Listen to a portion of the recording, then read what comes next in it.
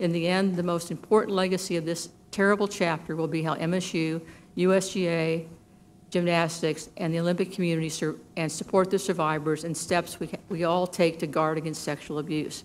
There you heard it. Former MSU President Luanna K. Simon didn't break any new ground when she broke her silence today in Washington.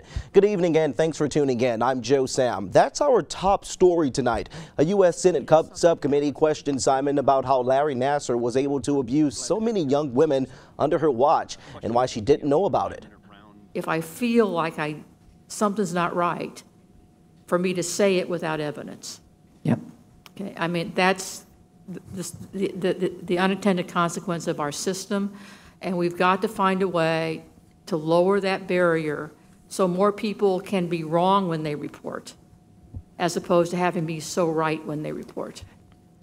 Several of Nassar's victims traveled to Washington looking for answers. Their hope is preventing a tragedy like what happened to hundreds of Larry Nassar survivors from happening again.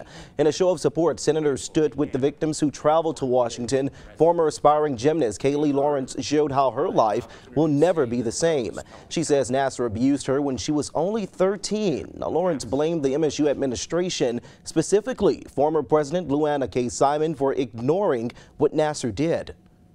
Had she done her job, I would not be here today. I was very disheartened to read that Luanna Simon felt that today's proceedings were an inconvenience to her vacation. The interruption to her vacation is nothing compared to the disruption that Larry Nassar has been to each and every one of our lives.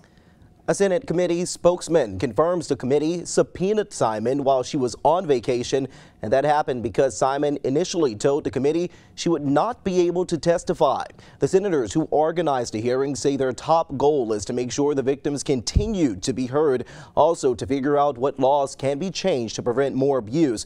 Now, there's no clear timeline on when we'll find out what kind of law changes these hearings could spark. One of